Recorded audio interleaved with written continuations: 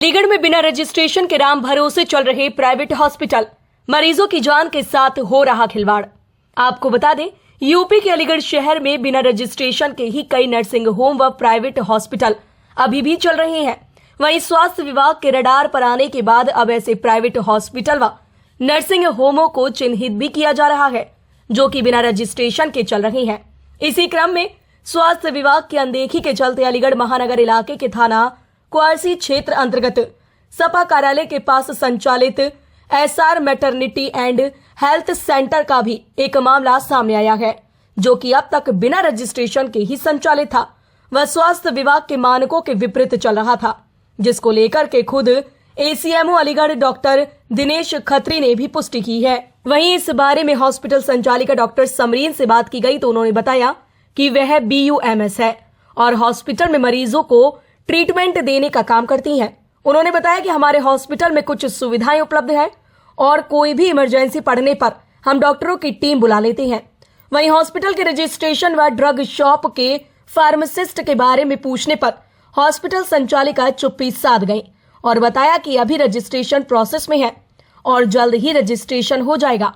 वहीं जमीनी स्तर पर हॉस्पिटल को देखा जाए तो स्वास्थ्य विभाग की अनदेखी के चलते यह हॉस्पिटल संचालित है और सीधे सीधे मरीजों की जान के साथ खिलवाड़ करता हुआ नजर आ रहा है ये प्राइवेट हॉस्पिटल।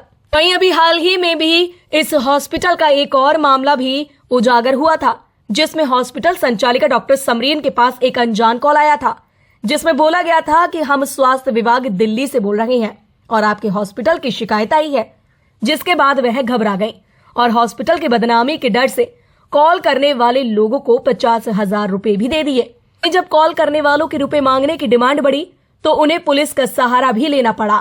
वहीं इस पूरे मामले पर एसीएमओ डॉक्टर दिनेश खत्री ने जानकारी देते हुए बताया कि एक प्राइवेट हॉस्पिटल का मामला संज्ञान में आया था, जिसमें किसी के द्वारा ब्लैकमेल करके पैसे भी मांगे गए थे और इस हॉस्पिटल में लापरवाही को लेकर के पूर्व में भी 1-2 शिकायतें हमारे पास आई थी, जिसको लेकर हमारे द्वारा इन्हें नोटिस भी दिया गया था और कार्यवाही भी की गई थी।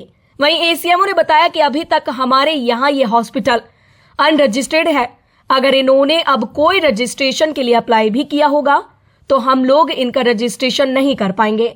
वहीं अन्य हॉस्पिटल के रजिस्ट्रेशन के बारे में जानकारी देते हुए एसीएमओ डॉक्टर दिनेश खत्री ने बताया कि हॉस्पिटल्स के लिए सरकार ने क्लिनिकल एस्टेब्लिशमेंट रूल्स बना दिए गए हैं, जिसमें हर डॉक्टर का HPR होना जरूरी है, फायर पॉल्यूशन व बिजली विभाग से NOC होना जरूरी है। यदि किसी अनट्रेन्ड व्यक्ति द्वारा ICU चलाया गया तो उसको सील कर दिया जाएगा। इसके अलावा और भी काफी कड़े नियम सरकार द्वारा अब प्राइवेट हॉस्पिटल्स के लिए बनाए गए हैं। Bureau report, news eight 9। Sir, क्या नाम है आपका? कौन सा हॉस्पिटल है और जो अभी आपने किस तरीके का मुकदमा दर्ज कराया था? मेरा नाम डॉक्टर समरीन है। हॉस्पिटल के नाम SR maternity and health centre है। अभी आपने एक मुकदमा दर्ज कराया है कि कुछ लोगों ने आपसे फिरौती मांगी थी, क्या मामला था? मेरे पास सडन कॉल करके मुझे डराया धमकाया जा रहा था कि आपके अगेंस्ट FIR की गई। किस तरीके की FIR? किस तरीके की FIR थी? अबॉर्शन को लेकर कि आपके हॉस्पिटल में कुछ इलीगल काम हो रहे हैं, आपकी बिल्डिंग अवैध है, इस टाइप से FIR थी। तो कितने पैसे की वो डिमांड करने लगे थे? 3.5 लाख रुपये।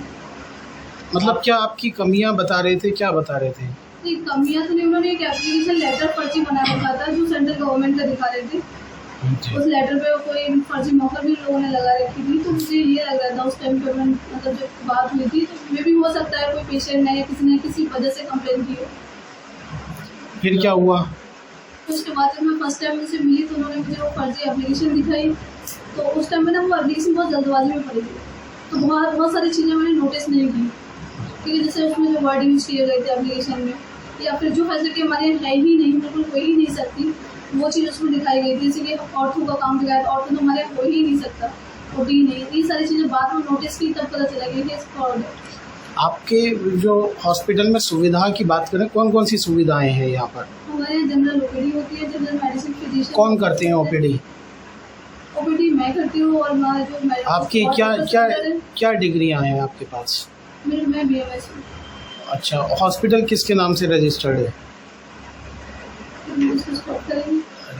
जी जी, और डॉक्टर्स की टीम है हमारी, जिनमें हमारे कुछ करीबी डॉक्टर्स हैं जिनके नाम पर रजिस्टर्ड है। मैम, जिन लोगों के खिलाफ आपने मुकदमा दर्ज कराया था, उन्हें आपने कितना पैसा दे दिया? 50,000। फिर वो क्या और डिमांड कर रहे थे पैसे उसके की? बाद पैसे की डिमांड बढ़ गई थी। मेरे मना करने के बाद मुझे मारने की धमकी देना स्टार्ट कर दी थी।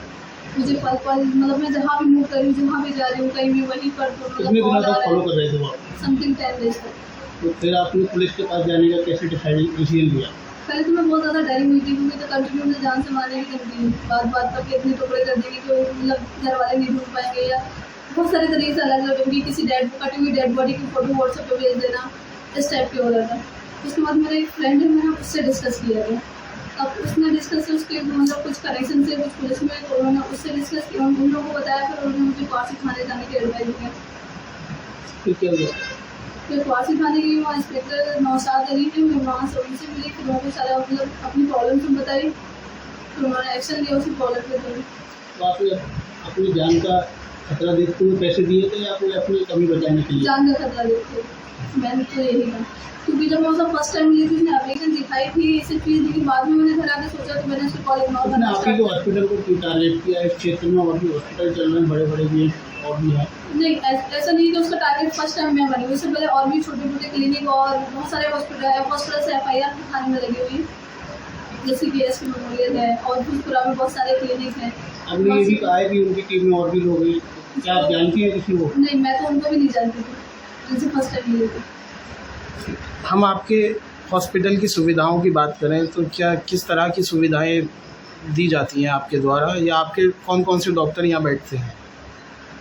हमारे यहाँ डॉक्टर जनरल मेडिसिन की टीम है, और हमारे मोस्टली जो OPD फोकस रहता है, OPD, ऑक्सीजन, IPD, छोटी मोटी जनरल सर्जरी, गायनी की OPD है, फिजिशियन भी OPD है। परमानेंट आप ही देखती हैं या और भी नहीं, डॉक्टर और भी आते हैं? डॉक्टर देखते हैं। तो ये जो सुविधाएं हैं, जैसे दवा की शॉप भी है, ये भी लाइसेंस है इसका या ऐसे ही है? ये सब रजिस्टर्ड है, लाइसेंस है। जी। सर, ये थाना क्वासी क्षेत्र अंतर्गत एक SR हॉस्पिटल का मामला है, क्या है सर पूरा प्रकरण? ये हमारे अभी पूरी तरह संज्ञान में मामला नहीं आया है, लेकिन जैसे जानकारी मिली है कि किसी के द्वारा इन्हें ब्लैकमेल भी किया गया है, और इनकी एक दो शिकायतें भी प्राप्त आई थी कि ये मतलब BOMS डॉक्टर है और अनरजिस्टर्ड इस समय हमारे यहाँ चल रहा है। सर, जिन लोगों ने इसे ब्लैकमेल किया था, उन्होंने पैसे की डिमांड की थी और ये जाकर के 50,000 रुपये भी दिया ही। क्या सर इनका हॉस्पिटल में किस तरीके की शिकायतें? इनका एक दो शिकायतें लापरवाही वाली आई थी, जिसमें हमारे द्वारा इन्हें नोटिस दिया गया था और कार्रवाई भी की गई थी, और अब इसका हम लोगों ने अगर इनके द्वारा कोई रजिस्ट्रेशन अप्लाई किया गया हो तो हम लोग इनका रजिस्ट्रेशन नहीं कर पाएंगे। तो सर किस तरह की कार्रवाई अब की जाएगी हॉस्पिटल के लिए? हॉस्पिटलों के लिए अब गवर्नमेंट ने कुछ क्लिनिकल एस्टेब्लिशमेंट रूल्स बनाए गए हैं, जिसमें हर हॉस्पिटल का HFR होना ज़रूरी है, हर डॉक्टर का HPR होना ज़रूरी है, और फायर, पोल्यूशन और बिजली वगैरह से NOC लेने अति आवश्यक है। यदि अनट्रेंड व्यक्ति द्वारा ICU चलाया गया तो उसको सील कर दिया जाएगा। बिना एनेस्थेसिस के कोई भी एनेस्थेटिस्ट के कोई भी ICU संचालन नहीं कर सकता। और भी काफ़ी कड़े नियम इन लोगों को कराए गए हैं, और हर रजिस्ट्रेशन पे ये निगरानी रखी जा रही है कि इन नियमों का कठिनाई से पालनानुपालन होगा। लगातार देखा जाता है सर, प्राइवेट हॉस्पिटलों में डॉक्टरों की लापरवाही के चलते मरीजों की मौत होती है, उसके बाद ही प्रशासन जागता है, तो पहले से कार्रवाई क्यों नहीं होती? नहीं, अभी हम लोगों ने कार्रवाई अभी शुरू करी है, जागने वाली बात नहीं है।